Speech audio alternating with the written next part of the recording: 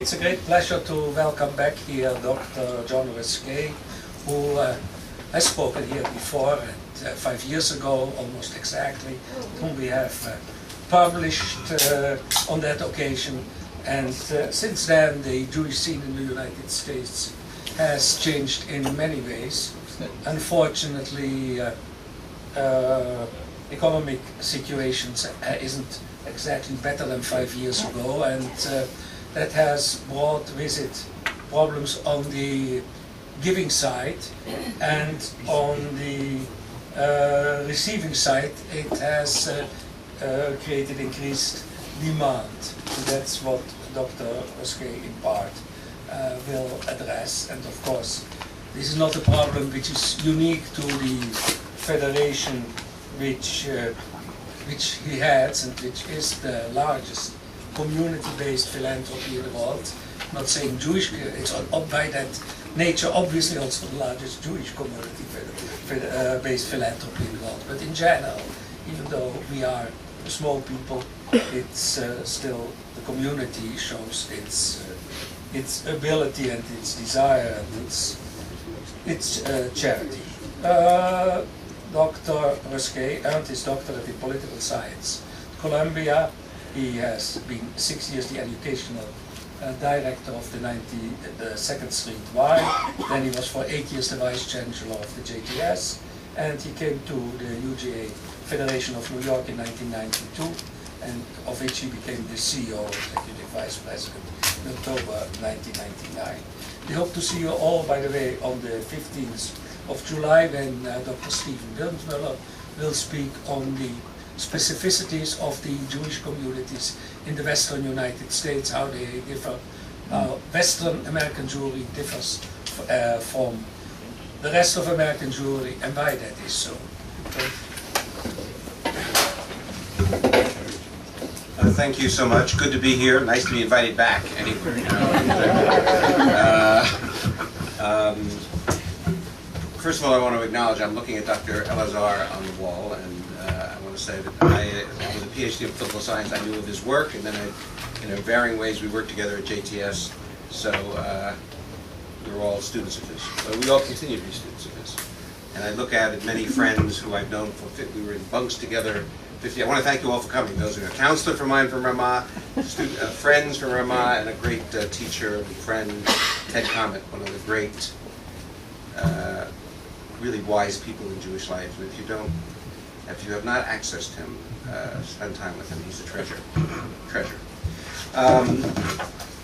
Was worth coming? You merited that.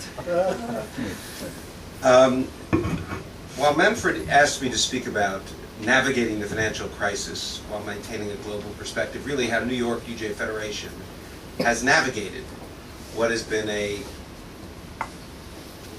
treacherous ground economically. Permit me an introductory sidebar, which is actually probably a core bar.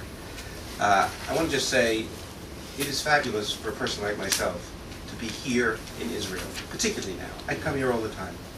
This is not news to you, but the last year has been unbelievably challenging for all of us who care deeply and have abiding ties to this land, to this people, and this state.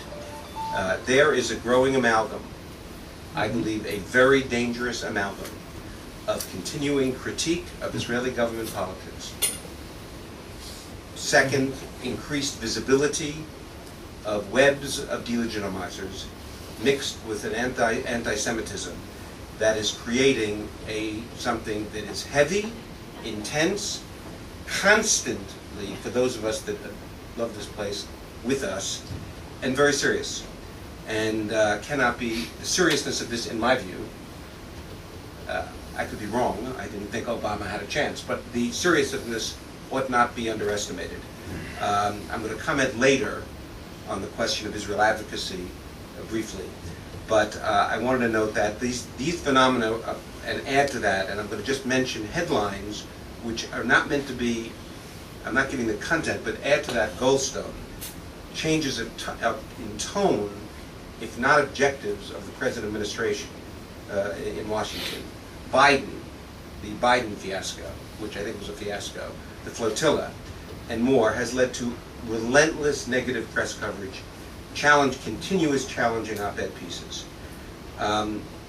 In a conversation about delegitimizing yesterday, Giddy Greenstein said, in the context of that, you folks in America and in the communities, you are on the front lines. We're not actually here.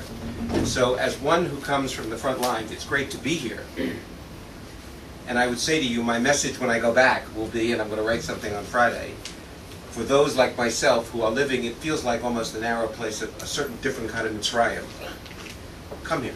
Because when you come here, you experience the beauty, you experience the creativity, you experience the ingenuity on every front, cultural, politically, etc. But I can't, I happened with a relative to end up, she fell, she needed to go to a hospital. I didn't know about this. These emergency clinics you have here that you go to first is absolutely fabulous. I'm just giving you, I wish she didn't have to go to the clinics. Absolutely fabulous to weed out those that don't have to go to emergency rooms. So I'm using that only as a lamashal to the extent to which just being here is the greatest, so to speak, remedy for this for anyone. And I need to comment on it because I think this is the heaviest issue. Joel, I think it was Joel, said we're going to talk about advocacy issues. I wasn't asked to do that. I'm asked to talk about how we got through this in New York. But we face an enormous challenge. And I believe this is not only a challenge for the State of Israel, it's a challenge actually for the entire Jewish people, and maybe we'll have time later to spend a few minutes on it. I did speak here 5 years ago, and I want to, in a sense, what I need to do is share with you the road we were on, what happened with the economic crisis, how we navigated it, some general observations of what I conclude from that, share that with you, and then some thoughts about additional issues which we're grappling with as well. None of you will remember, nor do you need to, but in 1999, we reorganized UJA-Federation in a core way. I'm happy to say some other federations, and if you don't mind, some other federations are replicating some of what we did. There's a lot to say here, but we eliminated the distinction between domestic and overseas. We argued we're a global Jewish people, and Jews in New York, Tel Aviv, and Moscow fundamentally face the same set of broad issues. Different, but fundamental set of issues. Second, we moved from agency-based planning to mission-based planning. Key. The critical issue when I got to UJA-Federation, what do the agencies need? We changed that. We have a three-legged mission, Chesed, Chinuch, V'Klal Yisrael. We'll come back to that.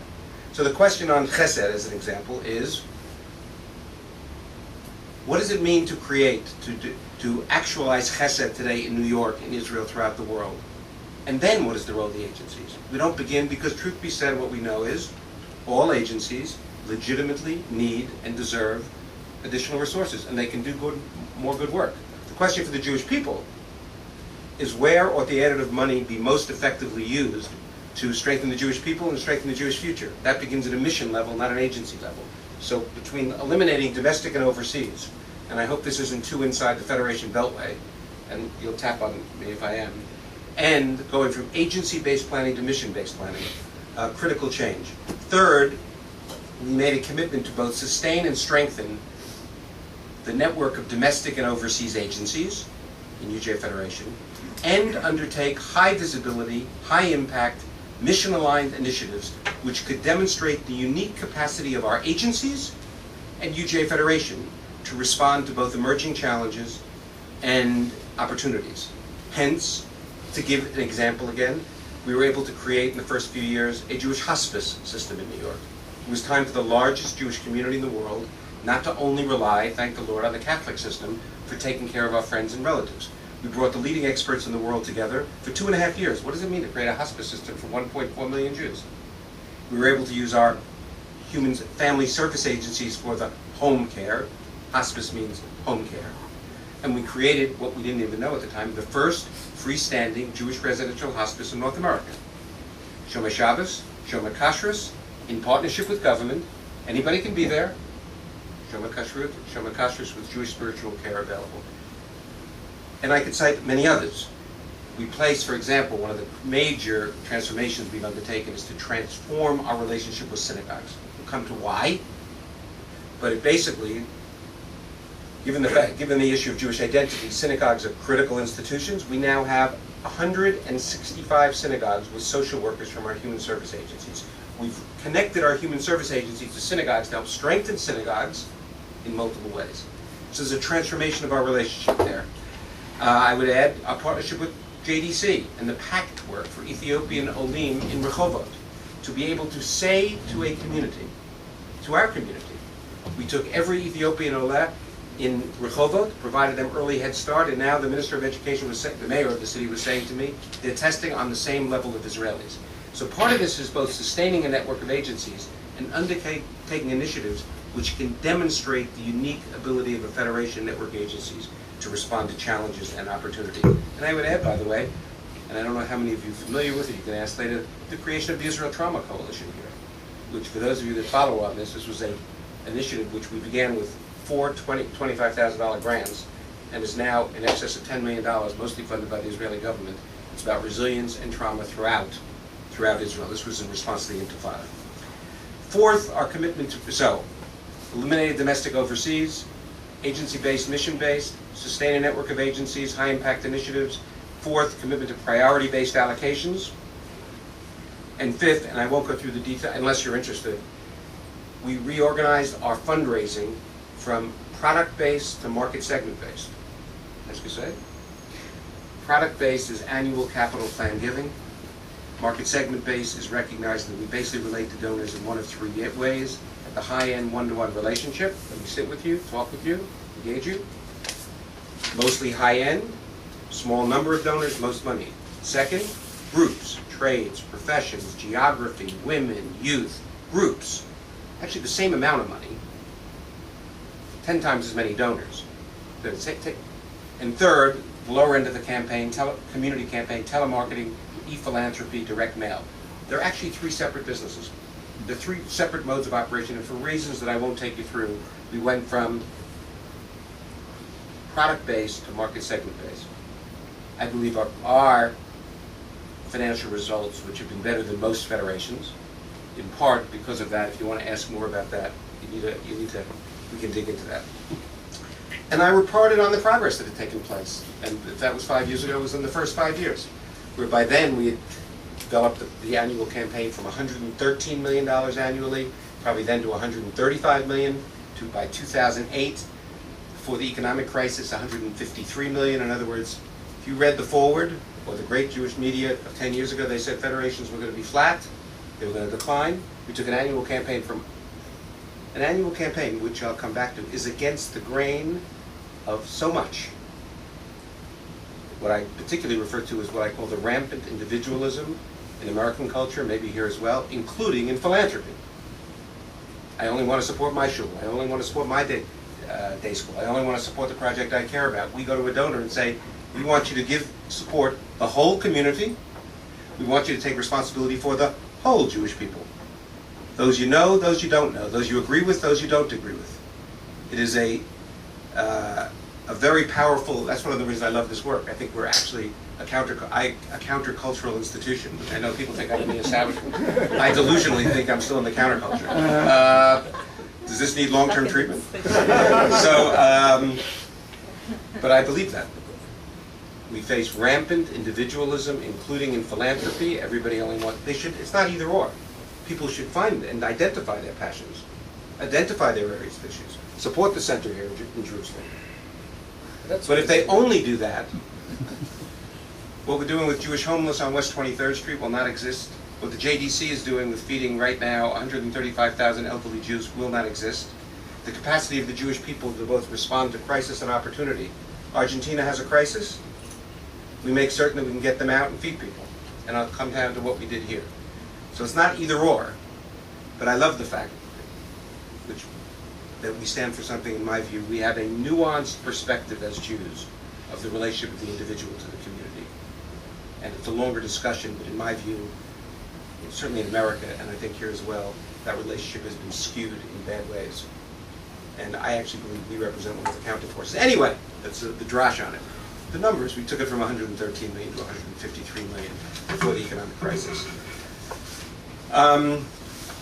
So one was, this is what we had reorganized. The core view of where we were, which I want to start with because I'm going to come back to it, is we had a take on where we were in Jewish history.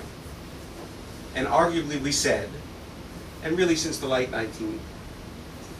part of the 1990s, early 2000, for most American Jews, while there is poverty in New York and throughout the Jewish world, 1 in 5 Jews live at or within 50% of federal poverty.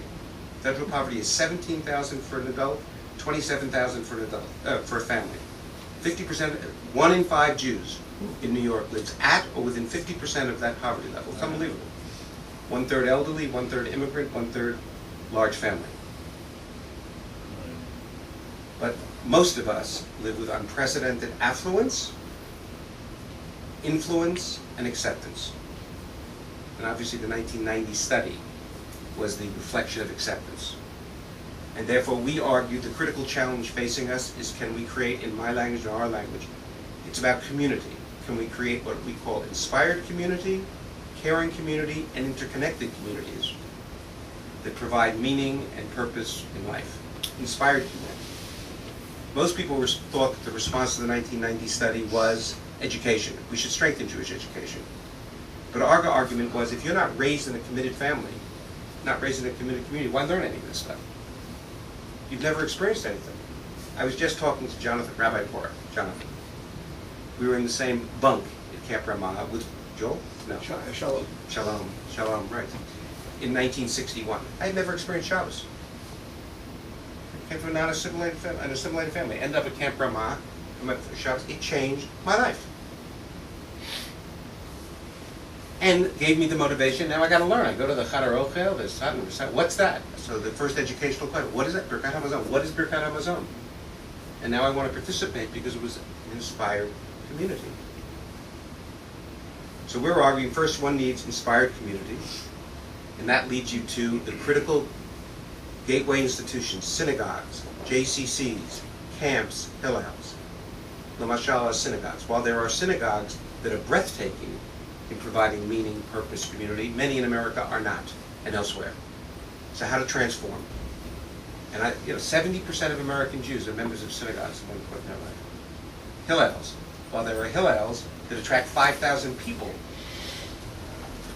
5,000 people for an event, most don't. So this was a huge opportunity. Second, how do you increase the numbers that participate in the most powerful experiences of Jewish life? Summer camps, Israel trips, youth groups, etc. We focused on that. Second, caring community. How do we make certain we care for the elderly, the homeless, the poor, the developmentally disabled? And how do we engage Jews in the act of caring? Learning from the Orthodox community, the act of direct caring. So what does it mean? That's why this question of placing social workers in synagogues to help synagogues hopefully become also caring places. And finally, what we call Klal Yisrael, interconnected community, at a time when the external forces which maintained a sense of Jewish solidarity and cohesiveness were abating. How do you develop a sense of shared present and future? How do we facilitate Russian integration in New York and in Israel? Ethiopian integration here? Work with the Reform Conservative Orthodox to understand that we have both a shared past and shared future and shared destiny. And that work of weaving together the Jewish people was the third foci.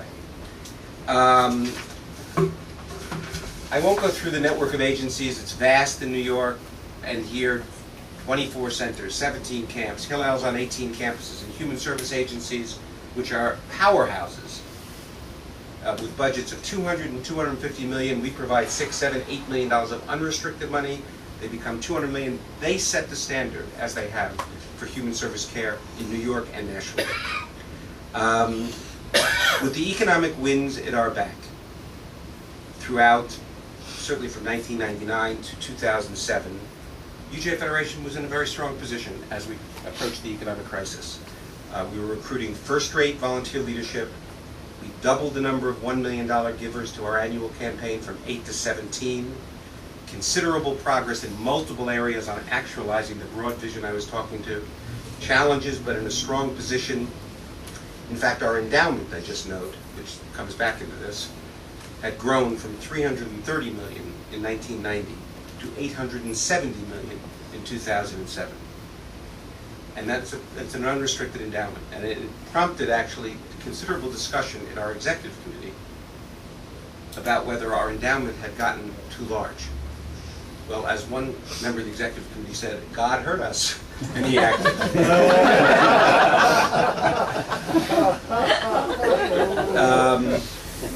I don't need to go through the whole economic crisis here, and we're not going to.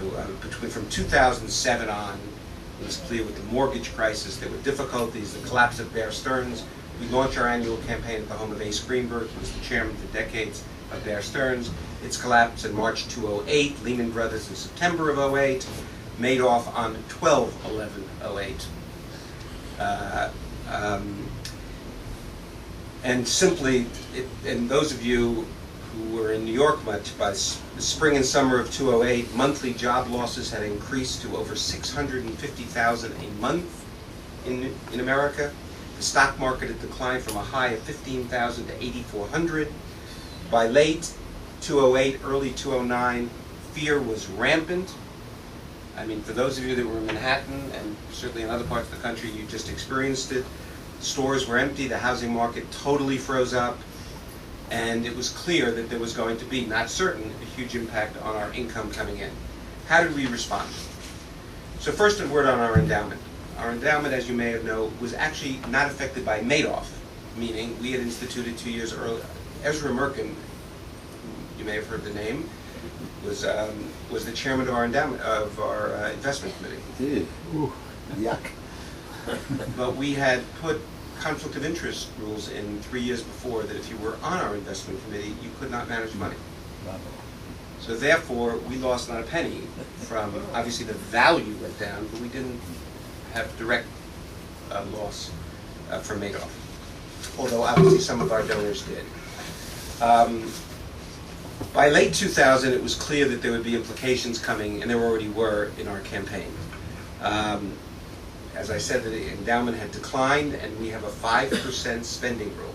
So whatever that endowment is, so 5% on 870 is obviously in a different way what's going to be on a much lower figure. We need to adjust to a new reality, and without going through our budgeting issues, we make guesstimates of our campaign and budget on the basis of that, knowing we will collect 60% of that in the next year. And fundamentally, in the midst of this, we assumed that the campaign was going to go from 153 million to 140 million. There were debates about whether that we didn't know. We didn't know when we were coming out of this.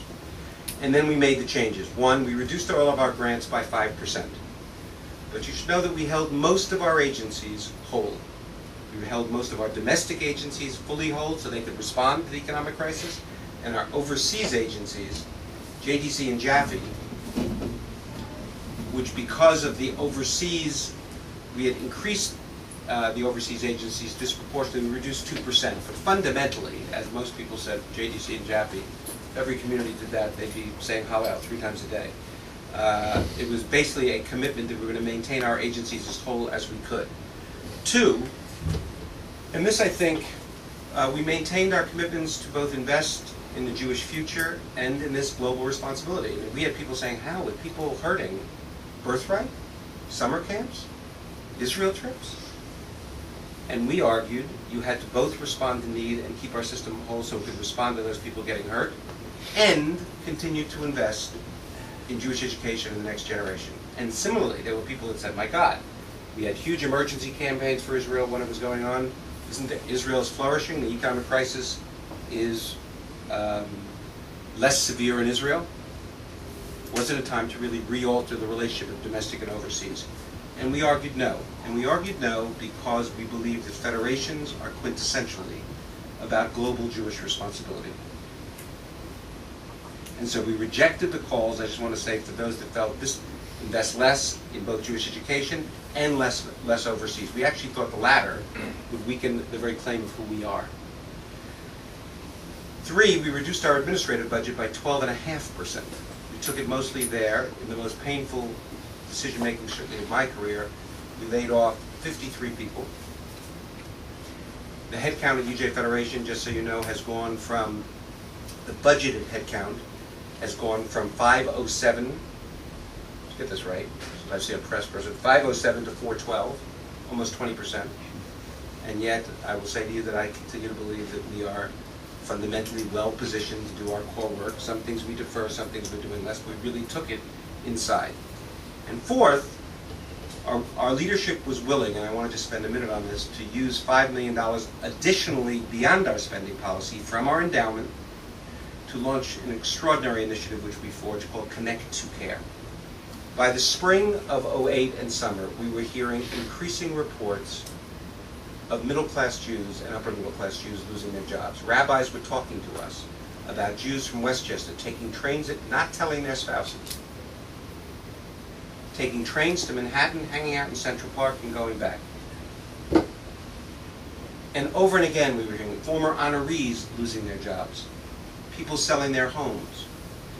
And so, inspired, actually, by what we saw JDC do in Buenos Aires, in the Argentine crisis, we created 7 multi-service centers, 1 in each borough, 1 in Long Island, 1 in Westchester, that brought together family service, vocational training, pro bono legal, emergency loans, and we did it in partnership with synagogues. Since last summer, when we did this, we've served 24,000 people. It's a remarkable. 24,000 people, 54% of them self-reporting prior incomes of $100,000 or more. Now, I say this, and this has application both here, in my view, and here, in New York and here, because most human service is provided to the lowest income groups. And we do it here in New York, we do it a lot in partnership with government. They have a certain culture, they have a certain style, they have a certain feel. This is being provided actually to middle-class Jews. And the learnings here were fascinating.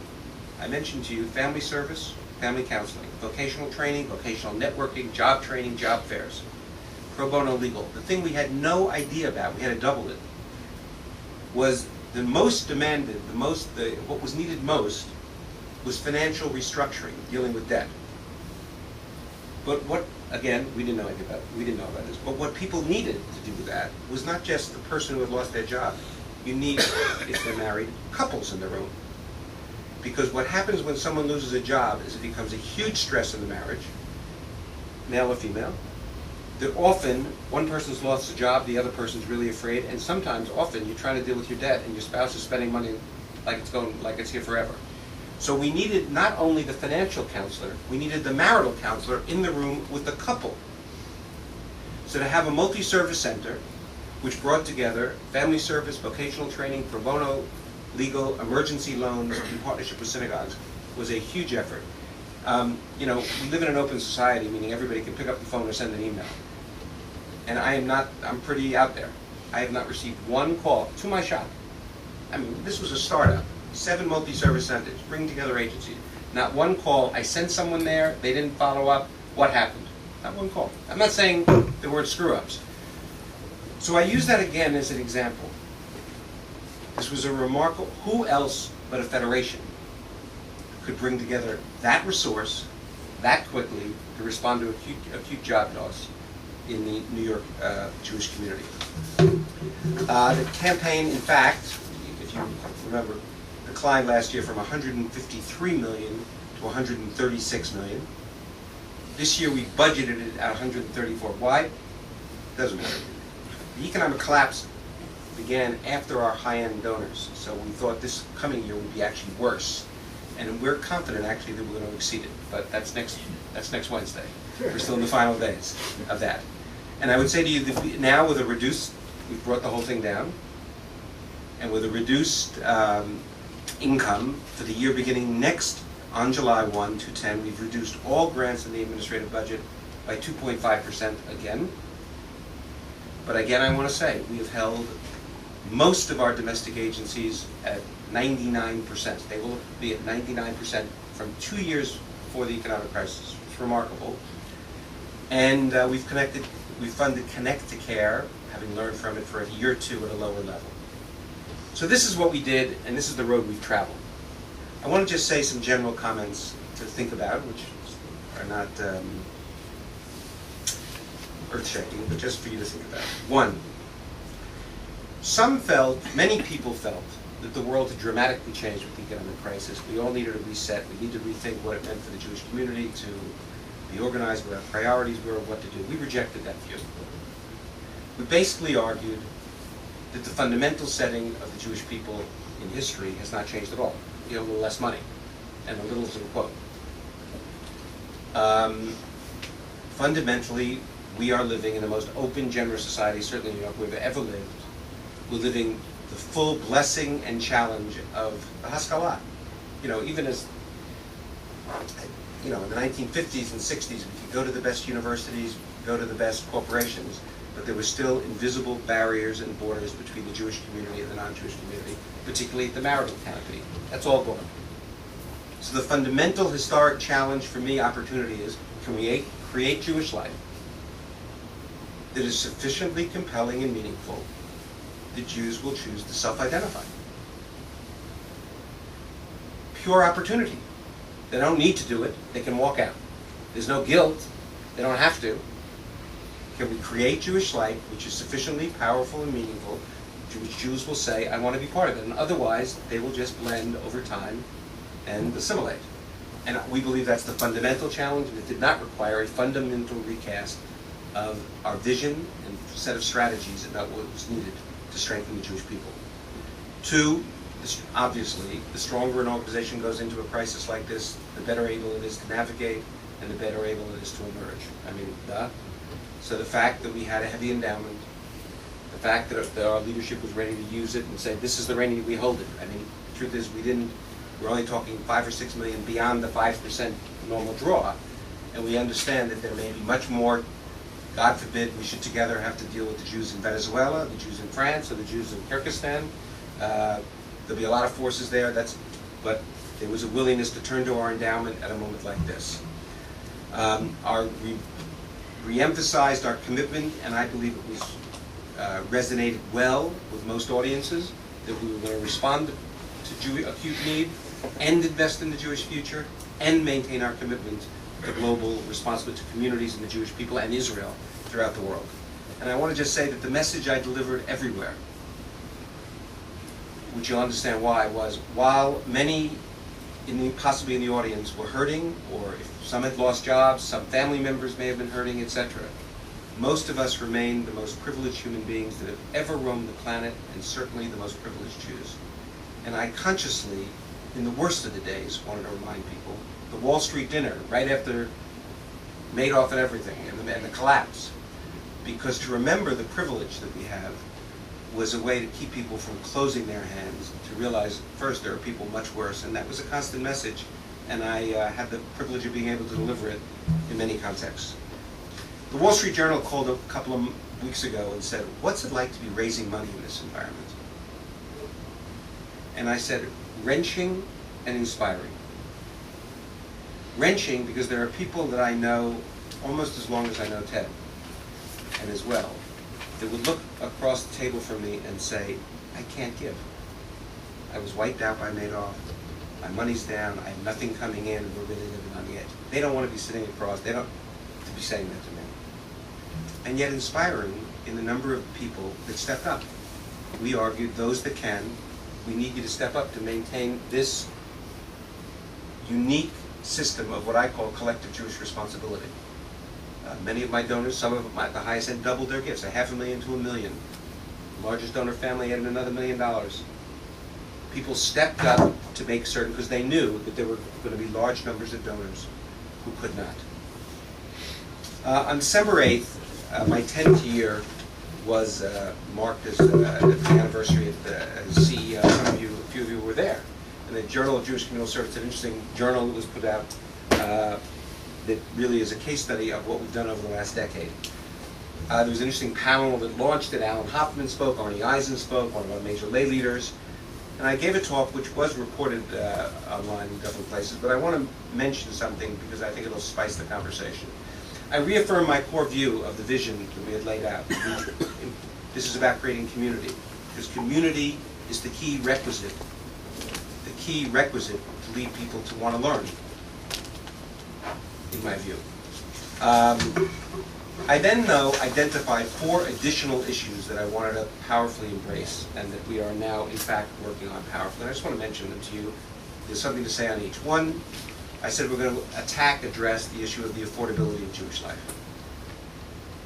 I think the fact that there are men and women in New York, in North America, in Russia, that want to go on birthright, and that cannot come is treif, and needs to be made treif. I think the same about Jewish summer camps. I think that the fact that the Jewish Agency does not have the funding, the fully funded, that we are the primary funder in New York of the Jewish summer camp program in the Jewish Agency, but holding that aside, that in fact, if there are Russian Jews who want to go and attend a Jewish summer camp, this is an opportunity for us. That with all due, as opposed to the kid who wants to go to Birthright New York, he'll stumble across other Jewish experiences, less likely in Russia or elsewhere. And of course the day school issue, which is a very complicated issue, but we are working aggressively on this issue of the affordability of Jewish life. 2, reweaving our community. The lesson we've learned, placing 175 synagogues with social workers, connect to care, serving a middle-class Jewish community in partnership with synagogues, is about taking the immense resource of our human service agencies and stretching them into the Jewish community, as opposed to only needy Jews, recognizing that all Jews have needs. And it is a unique, not only did those people who lost jobs get job training and vocational training, they got the embrace of a Jewish community. And that question now, because in New York, our human service agencies are in partnership with government. They serve all, and they tend to be in the poorest parts of the community. This was bringing it to Westchester. This is bringing it to the north and south shores of Long Island. This is bringing it to Manhattan. And recognizing that in different kinds of settings, and we created settings, and here I credit JDC, settings appropriate for these folks. This has been a remarkable experience, which we're working on the implications. 3rd, our future role in Israel. I've spoken about this. I spoke about it at Herzliya. The success of the Israeli economy has fundamentally recontextualized all of North American Jewish philanthropy. A lot to say on this. I mean, simply said, North American Jewish philanthropy during the first decades of Israel's life was 10 or 20% of the GNP of Israel. So now you have a GNP of $180 billion. Fabulous. The total North American Jewish philanthropy in Israel is $2.5 billion. Does good work, important. It's been recontextualized. The truth is, this is too, and we are searching for ways to rethink with our partners how we can undertake large, can again become at least sub-authors in helping to shape the society. Are there areas that we could take in, possibly in partnership with Israeli philanthropists, possibly in partnership with the government, that would have significance? Right now, mostly, to be candid, I talk about, it's not about my buying ties here. I talk about what we're doing about feeding elderly Jews in the former Soviet Union and Jewish summer camps as much as I talk about what we're doing here. But North American Jews who care about the community and the Jewish people share my obsession. And the question is, can we define a role that would help us become authors again with you, or partners with you in this action? And 4th, Joel asked me to talk about this when I came in.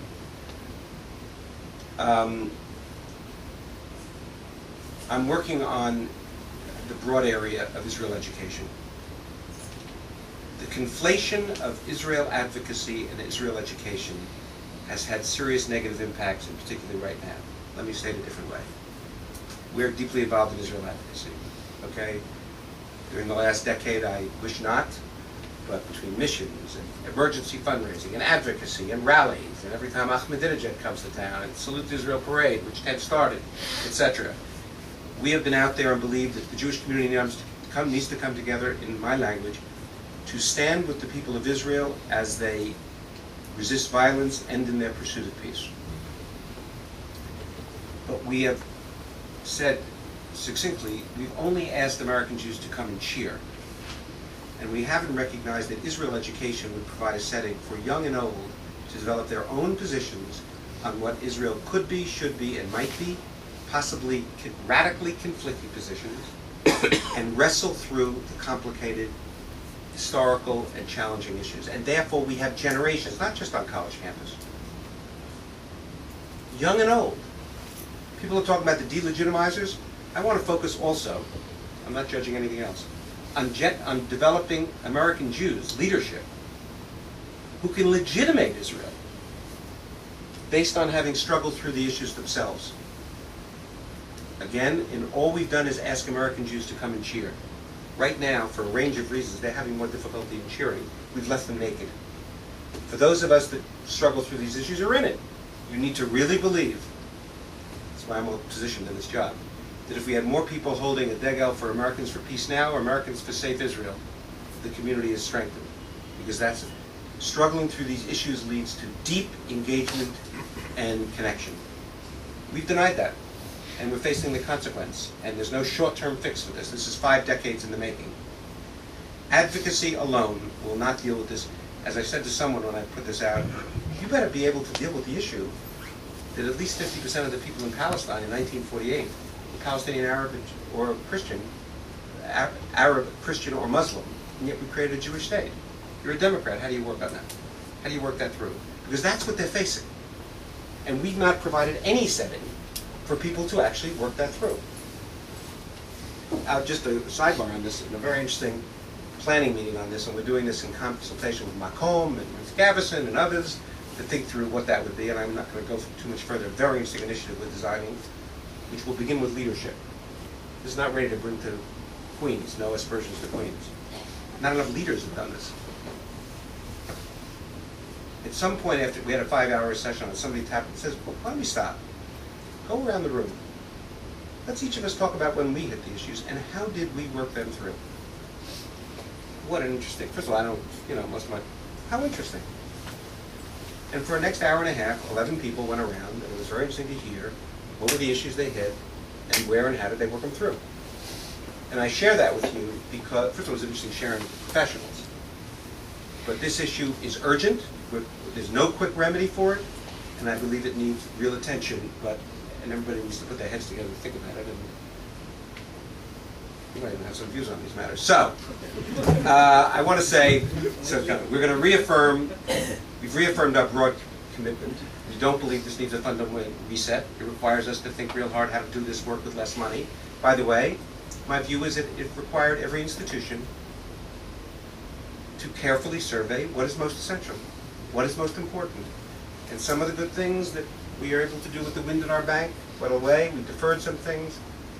We remain a powerful, important force in strengthening Jewish life in New York, Israel, and throughout the world with some less money.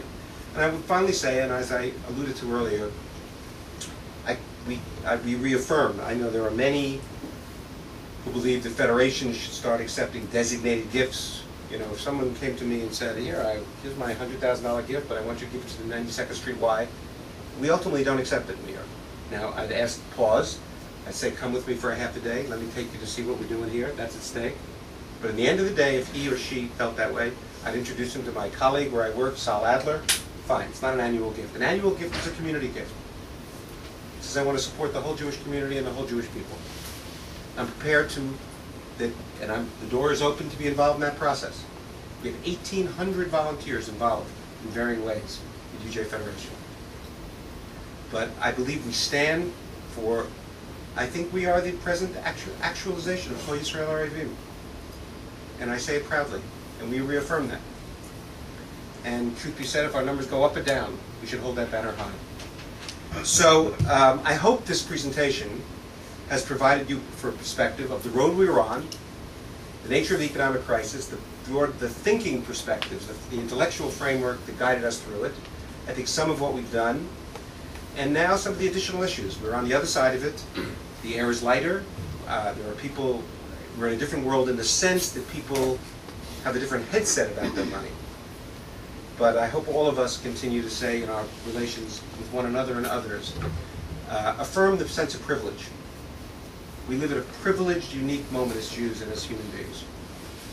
And that message opens the heart and opens the hand to think about others and to extend oneself. And that's what this work is about. I would welcome the opportunity for questions, comments, and thank you for this opportunity.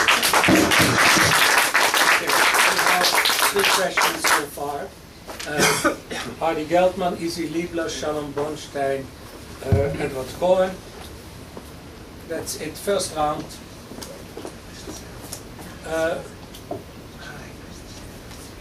First round, Arnie, easy, Shalom. John, we've Keep heard the a, questions.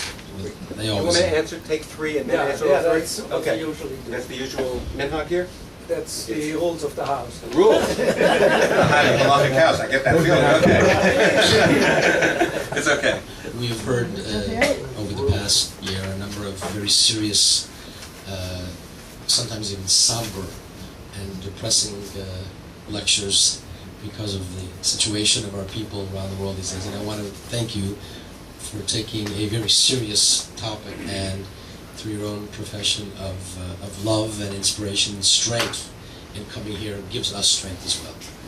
So thank you very much. I just very quickly want to know your take, and maybe as a spokesperson for Federation Life, what your take is, what the take is on Sharansky and the Jewish Agency's new mission, new redefined mission, and how you think it will impact on Jewish life in the diaspora overall, and specifically fundraising. Easy. Thank you very much. I've heard a lot of criticisms about the federation system, and listening to you today, I must say I am astounded at the extraordinary achievements that you brought about. I'm sure there are plenty of criticisms that can be made, but I'm very, very impressed. And I think one of the weaknesses is that the man in the street outside of America doesn't know about this, and there's a lot to be said for putting the message you put to us on a much broader level. I want to ask you three questions.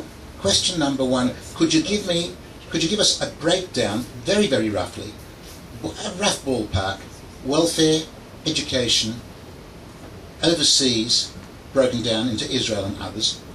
Secondly, you talked about the poverty. Is a large proportion, and I bring that into line with what's going on in this country, is a large proportion of that poverty coming down also to ultra-Orthodox? What is the development in that area?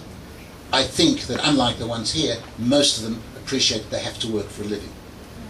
The third question I want to put to you is, it's all, and here it's sensitive territory. You rightly said that it's important that we come out and give all aspects of Israel an opportunity to express themselves, and this in itself will legitimate Israel. The danger that I would submit to you, and I'd like you to respond to that, is that if you legitimate those elements that are undermining Israel, and that's where the red line is being drawn, that's a precedent which is unknown in Jewish life, and I would submit is not necessarily positive. A red line between criticism and undermining, and that red line among certain advocacy groups in America has become very, very narrow. Thank you. Last one of this round. Shalom. What are you serving for lunch? Shalom. I invited you to lunch. You didn't want to come. We've come a long way since NIAC in 1961, and it's a pleasure to see a former camper. A counselor from the Ramah that changed my life. Changed my life. My question is, what is the impact of intermarriage on the community? I know in my congregation that I served in Ohio before we came in Aliyah. What town was that? Lorraine, it's west of Cleveland. I know. We had a number of nice donors who were born Jewish but no longer affiliated Jewishly, and whose children were no longer Jewish. And they still, out of devotion or respect to their parents or whatever, were participating in the UJA campaign. I'm wondering how has that impacted on gift giving and on solicitations. Where is the limit? Okay. In I can. Good questions. Let me start. Because Shalom, I'm going to link Art. Is that Art? Artie. Artie. The D. And Shalom. Question, because I think they're related. It says, it's in the Jerusalem Post today, I believe Sharansky may help the Jewish world make the paradigm change that's needed. I totally buy his notion that identity is the driver right now. That if you are not identified as Jew, there's no reason to be involved with chesed anywhere, chinuch, concerned about the security and the strength of the state of Israel, There's no reason to make certain that kids are going to go. In other words, identity is the driver. And since we live in the open society and it's all choice, therefore, by the way, identity is the key pre-Aliyah strategy. Who's going to consider Aliyah if you're not identified as a Jew? So I think because of who Sharansky is, he has the potential to help the Jewish world make the paradigm change. Let me make that second. I still consider myself a Jewish educator. My best job was the principal of the Hebrew school. And being a camp. But the truth is, even during, and I went to Federation from the seminary in 1992 to work on the issue of Jewish identity renewal, close to study. The truth is, even with the economic wins at our bank, we weren't really able to raise the needed money to invest in Jewish education. As you now hear people say, will it sell? The question is, history demands that we figure out a way to help the Jewish people understand it is the driver. This is not walking away from Aliyah. Identity is the pre-Aliyah, the key pre-Aliyah strategy. It's the pre-Chesed strategy. It's the that's why I want to go down to Shalom. It's the if you're not identified as a Jew, why give to UJA-Federation? So this is about intermarrieds and non-intermarrieds. If you're not positively identified as a Jew, there are a lot of places to give in New York, to care about the homeless, to care about the poor, to strengthen education. Go to my alma mater. What's going on in public education in New York is phenomenal. I mean, led by Jews. Joel Klein, Michael Bloomberg, Merrill Tisch, the Chancellor of the New York Board of Rabbis. Board of Rabbis. I think they still call it the Board of Regents. We're working on that. We'll change it. By the way, all donors to the UJA-Federation. But the point is, so there are a lot of places to do this. So I believe identity is the key, and I think he has the potential of helping. Let me put it this way. Given who he is, and off the record here, not that I think I only see one press, so it's not going to go out. I don't know if it's needed here, Ba'aretz. I think his role at Chutz La'aretz is more significant, and I think he can really help us there on this issue. So I welcome that. What it means in implementation, what it means in instruction. When people say, will it sell? I want to be clear.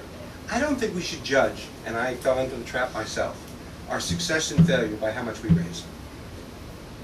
If we raise less money and use it more effectively to strengthen the Jewish future, so be it. Money is key.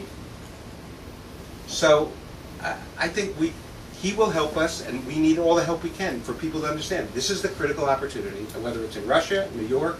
By the way, I trust you know, I believe it's here. We are, Gidon Sar and Benny Shalom will tell you, we are the leading force in this state for the funding of Jewish education for Israelis. So you agree, Ki Mitzion Tetzei Torah? Lo b'diuk. We are the leading force for the funding of Jewish education for Israelis. For Israelis. Remarkable. We are putting $4 to $5, I believe that's the number, don't hold me on that, $4 to $5 million a year in strengthening a range of programs throughout these attempting, and now, it's interesting. There's a lot of different drashas on this, but Bibi goes to Herzliya, gives his major speech, and what was it on this past year? Jewish education for Jewish identity of Israelis.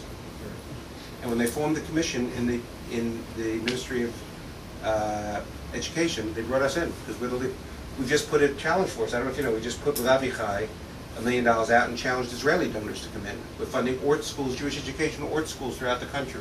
We're funding a range of Jewish educational program for Jewish identity strengthening program for Israelis. Because ironically, as you know, I see nods and I see questions. Being an Israeli is not synonymous with a serious sense of Jewish rootedness and Jewish identity. And we were a leading force in this and a major force in this. So, the issue of identity, and by the way, that's why the issue of collective Jewish responsibility, let me just spend another minute. We differentiate, it's analytically questionable, but we differentiate individual Jewish identity and collective identity. Much of the renewal effort in America has become about find your Shabbos. Find a way for you to be identified as Jewishly. But there's something which we call collective Jewish identity, which is why we created a commission on the Jewish people 10 years ago. They thought we were smoking something. Now peoplehood is out. It is much more common, which was consciously about developing collective Jewish identity. That sense of which I define as identifying with and feeling committed and responsible for Jews throughout the world. There is a tendency in the renewal movement in America, and I want you to know, I mean, if I didn't have Shabbos first at Ramah, I would never have been along this path, and if I had an Ericksonian study of Jewish identity, I think individual identity for most precedes collective. You first have to identify as a Jew, and then at some point you realize that person you saw in Kiev, they're family. What happens in Argentina? Now, all of us can think about when you felt that. So we have been consciously seeding and funding efforts that develop collective Jewish identity. We were the funders of Cold Door, linking together Israelis, Russians. We fund missions from groups together from Israel, Russia, and throughout the world, and America, to travel and work on things together. And so this is another agenda. So there's the individual Jewish identity and collective. But to come back to your story, both of these, I think Sharansky can help us on this big time. Busy. Approximately 50% of our money stays in the New York area. Hold aside emergency campaigns. And we've had them for domestic purposes in Israel. We've had them for Argentina, but it's approximately 50-50. We got rid of the split, but we do it in a mission-based way, approximately that. On the over the last 10 years, I'm proud to say, the split between Chesed, Chinuch, and Klal Yisrael. Klal Yisrael includes our work, we say, in Aliyah and Klita as well, because we feel if you're not collectively identified as a Jew, why be involved in helping people make Aliyah or Klita? We've taken the education piece, Chinuch, from 19% of total grants to 31%. We've taken our, I think, it's about a third now. We've rebalanced. Poverty, elderly, thirds is coming up. The population study, we're doing another population study in New York. I regret the national system is not doing one. We won't have one for the whole country. So we'll have it for New York. We're planning it now. The 202 study, poverty was approximately 1/3 elderly,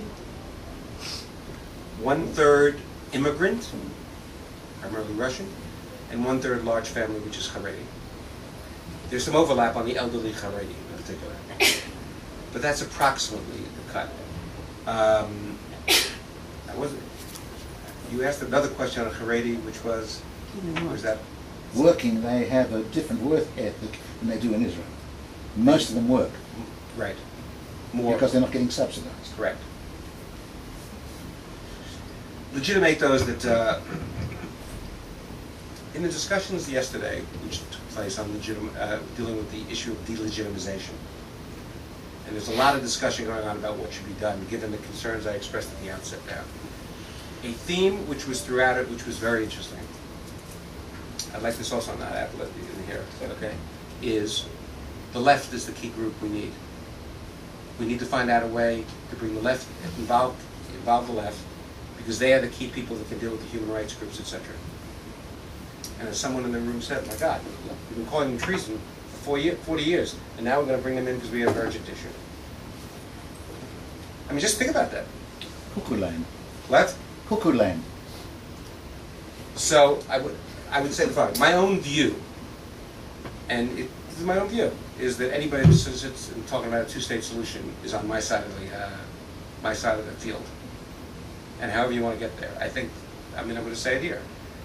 I think the way we dealt with J Street, we need J Street now. And I'm not judging Michael Lauren, we're all friends, etc. You know, he wasn't, who knows what was doing what, but these are people that say they're committed to a two-state. They call themselves pro-peace, pro-Israel, and they're committed to a two-state solution, blah, blah, blah. So my own line on this matter is, everybody, my tent is big enough to include anyone however they want to get there. Even if they're actively canvassing the government of the United States to take a line against the democratic government of Israel. So, so you're asking, look, the question, and some of you know me a long time.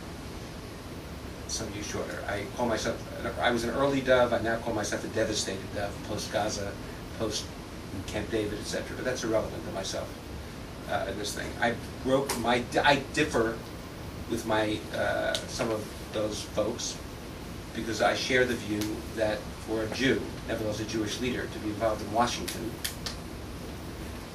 to potentially allow the American government to do things that the Israeli democratically elected government of Israel might not want to do is beyond the goal for me.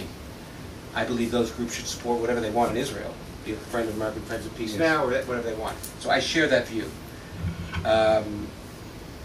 Recently, I actually, because in one of the discussions on J Street, I shared this view. And they said, look, if AIPAC was doing it for whatever, if AIPAC was representing the Israeli government and whatever, well, look at what happened with AIPAC. Actually, Ruth said it to me, Ruth Gavison. She was having the same view and said, the charge made is that when Rabin was in moving on Camp David, AIPAC basically folded. And they only supported the aid issue, and they didn't support, and were not out there on the peace issue. Because if we have an Israel lobby, its job it is to represent the government, and whether the government is of the right or the left, I shouldn't describe it that way, but you know what I'm talking about. It's an equal thing, that's one thing. But if there is no government, if there is no Israel lobby that is there equally, whether that is of the right or the left, it produces another set of problems. I said to Ruth, I think it would be really interesting for somebody to do for someone to do a study on this. And Dory, it would be interesting to bring in on this as well. But of course, it would be really interesting to have someone do a study on what the role of AIPAC was during Oslo and the Conference of Presidents. I mean, excuse me, I don't pretend to have that. Because if we had that, their comment was, we don't have it. The organized Jewish community, the critique is not there to support governments of right or left, the democratically elected. It is actually to the right of that. I didn't know, and I plead. So I share your view about Washington. The counter to that is we're in a global world, and et cetera, and the right works on both sides as well. So I don't have a quick answer on that. My view would be 2 states, and those people that are committed to Israel. My own view on that. But Elu ve'elu, we might. Next word. Doug Brown, and I'll do the last question as you challenge me. Dan. Thank you. John, I want to stay on the political side of the discussion that you just started. There's a report out of the UK this morning that Rahm Emanuel will be leaving the administration. Do you think this is, how do you think that plays in the Israeli situation? No idea. Okay, can I? I mean, it's not no idea. I think who knows. I have. I just I don't have a question, but just on the matter of identity, my husband and I just stayed for over 2 months in Brazil, and we met there, of course, the problem of intermarriage and Jewish identity. And there is a program that one person started in São Paulo. His name is Eli Horn, if you know him. And the program is Kiruv. And what he does there with youngsters is amazing. By bringing them into shul on Erev Shabbat, on Shabbat Rosh Chodesh, giving a huge sushi meal, which for us was very strange, but it brings in around 100 youngsters on each Shabbat in the main 3 Jewish centers. And it does a lot of good, and a lot of people come out of there with a much stronger Jewish identity. Well, I just want to give it and we know Eli. I've not met him, but he's a partner in funding with Wolfson and Levayev and others, in funding a range of Jewish educational programs, including in New York and Russia, etc. I would only just want to comment one more on the. We're actually interesting. It's an interesting experience. There is both more Jewish renewal and intensely interesting Jewish life. There's both renewal and erosion going on simultaneously throughout the Jewish world. Compared to when we're all still growing up, when I was growing up, more people in Jewish studies, more interesting hillels, more interesting shuls, more kids at Jewish summer camps, Birthright, that we're going to be at, and whatever one's critique or not, and we're raving fans of Birthright, but we don't believe in any silver bullet. It's about creating the whole culture of Jewish life. The fact that we're talking about approaching 1/2 of the Jews of a cohort, spending 10 days in Israel, it can only be good, only be powerful in terms of connecting and renewal, etc. So there's both renewal and erosion going on. And both the Horn program, look at Hillels now. Hillels were places that most of us wouldn't walk in. And Hillels are now, not on every campus, in a whole other place. And day schools, So I think we're in a different place. My view on intermarriage, I just want to say, is to worry less about intermarriage and focus more on creating Jewish life that is meaningful and identify Jews. And if we have identified Jews, then people, even if they intermarriage, will have something to bring people into. The first question we ask people when we hear about intermarriage, I think, is the wrong question. The first question people tend to ask them is, did they convert? Or will they convert? I think the first question to ask people when you hear about intermarriage is, first, is the non-Jewish spouse-to-be seriously committed to the birthright religion? It's a different thing. Does the Jew have a serious Jewish identity? Do they have something to bring them into? Is the non-Jewish partner-to-be open to studying and exploring? But if they have a serious commitment, it's a whole different thing. So conversion, in my view, is not the right first question. And it's there are some other preliminaries to be asked. That comment. I want to go to a topic that we haven't been dealing with right now, and that's your point that the financial investment in Israel from philanthropically is $2.5 billion shekels is against the budget of 180. So the question, GMP. Dollar. So the question is, how can 1% actually impact on the larger one? And it seems to me that the biggest impact would be if we could impact on the service delivery systems. In other words, it's not that we could provide a direct service, but in the sense if we could impact on the larger system, which is basically country stated, wouldn't that be the maximizing the impact of those investments? Well, first of all, he's true to, I want to say, spent years in JDC, and I like that approach. We have set up a very serious senior group called A Future Role in Israel, which is looking for candidates. What might the most effective way potential be for a future role? To give you an example, one of the areas we've been exploring, it may not be possible. As I mentioned to you, the Israeli educational system is $7.5 billion a year.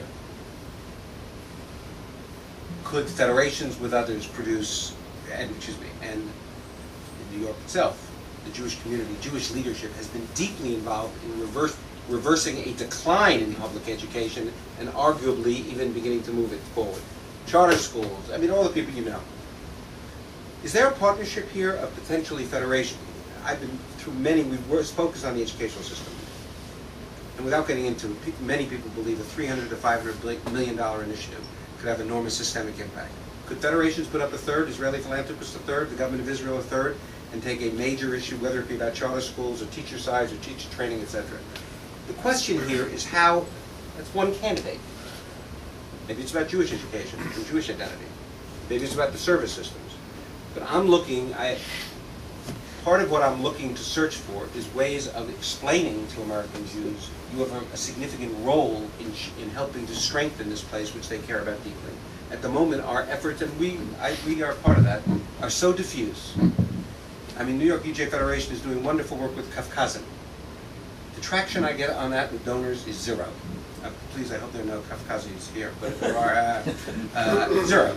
Okay, zero. It's no lesser or more important than others. It's just, and we're doing a million things. I think, remember, for the first decades, not only were significant money, we were bringing, I'm telling you, 3 million people to this state. We brought a huge, just that in Klita. You know, truth be said, when our partners in the Jewish Agency, again not for the press, say the decline of federated giving to the agency, I actually think there could be another way of looking at it, as there are in most things. Isn't it remarkable that with a radical decline in Aliyah, a changed position of Israel, there's still this amount of money coming? It's not from an ATM machine, and it's not an entitlement. What is the narrative to explain what the role of North American Jews are in Israel today? And I would say to you, I mean, I do it the best I can, 18,000 Jews, etc., that it's not going into a travel agency, you've got to bring these people, bring them here, etc., but you all know that the role of our agencies collectively are pretty limited on the Klita front. That Aliyah, as Sharansky says, is a matter of choice. I think we ought to continue to enable them. But what's the narrative? And ditto on the social service side. What is the narrative? And I'm looking for ways in which we can take on major issues so we can actually connect our donors. I don't not need to communicate. Have them feel they have a piece of this. So a candidate would be, and I'm involved with someone you know, Arnon Monfort, in trying to think about that in a powerful way. What are the potential candidates? And by the way, if any of you have thoughts on that, I'd really be interested. By the way, I believe it's important for both. It's important for our community in North America to feel they're connected here, to feel they have a significant role. And in a moment like this, you all know it's important for you to feel the connection of American Jewry. So this is not just my problem, it's our problem. How can we shape an agenda that can bind the next generation? You and we lived through the historic beginning here, but we're in a different moment now. It's a more challenging one. Can we take on something together that can bind our the communities together? And that's what we're working on. Okay. First of all, thank you for very broad, inspiring overview of many challenges for the future. And you have dealt with them, which I think is remarkable. As the policy issue has come up already, and you were speaking about we have to go through the process of how to look to Israel. The one thing I always find in American Jewish leaders, where if they think about the future, one hears them very little about what in my opinion is one of the two critical problems facing the world. The one obviously is that we may go to a situation where the current generation in the West will live economically less well than their parents for the first time. The second one is that there is an extraordinary criminality, murderous criminality coming out of the world of Islam. We are today in a situation, as the Pew study of 2009 shows, that only in 9 territories the number of people who share the views of bin Laden is bigger than the number of Nazis. There were at the time Hitler marched into the Poland. The criminality, the criminal views of the Palestinians, which is a nation which, with 62% sharing bin Laden's views, only Nigerian Muslims are bigger, is an extraordinary criminality. The number of Palestinians supporting a suicide bombing, which is well over half. The Hamas charter, the fact, the genocidal intentions of the Arabs in '48, all that gets relatively little attention compared to the heart-wrenching on the flotilla.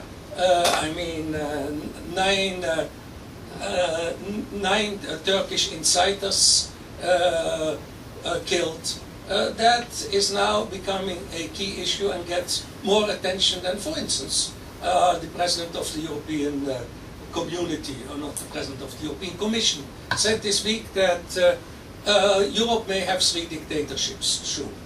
I mean, that is a side issue compared to nine people killed on a flotilla who were not humanitarians. This whole idea, which I call humanitarian racism, you focus on Israel and you remain and what it does wrong, and you remain silent about the criminality of other people just because they are colored or supposed to be weak.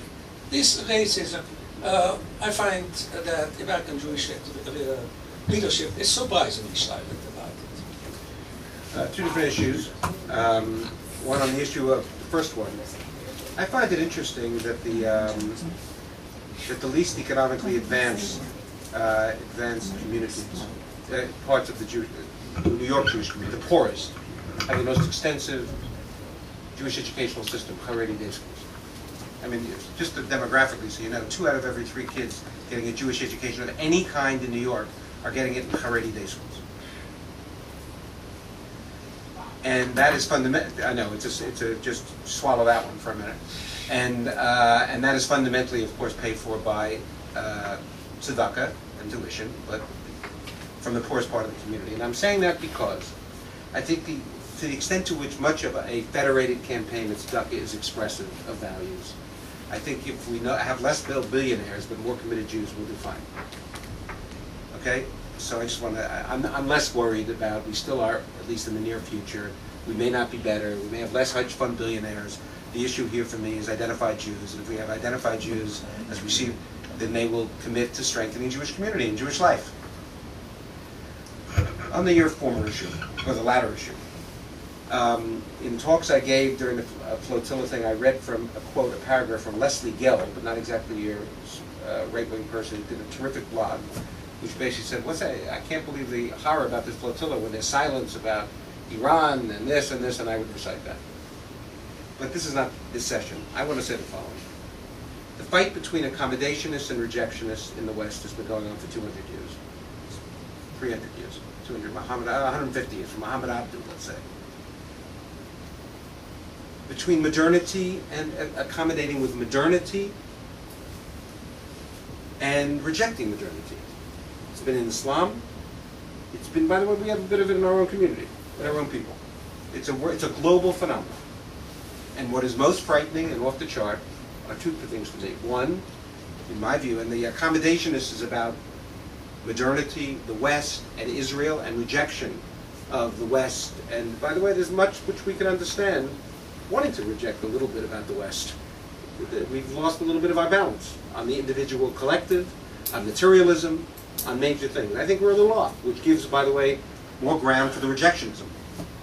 I think the scariest thing, and why I am more fearful than I usually, I'm dispositionally, as you sense, pretty optimistic, is that I think in the Arab world, and my PhD's in, there are others here too, in Arab politics, the fight between the rejectionists and accommodationists in the West and Israel, the rejectionists are stronger than they've ever been.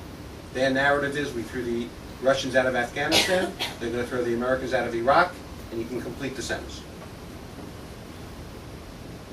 And there are no easy solutions for this, and I no longer, see, when I was an early dove, I thought, we got a two-state solution, but you know, Gaza and Camp David shakes the foundation of that.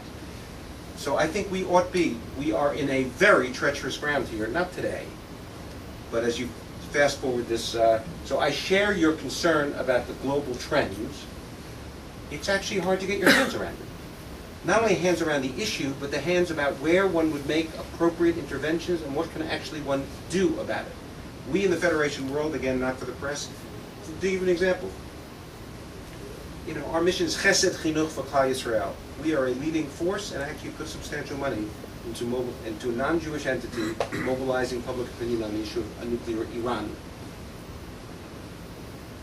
It actually provoked a very, in this room, serious discussion on our executive committee. Was it appropriately mission aligned? And I argued, Chesed Chinuch, Klal Yisrael, this is about the Jewish people. A nuclear Iran is a threat to the West, America, the region. It is a deep tissue threat to the Jewish people.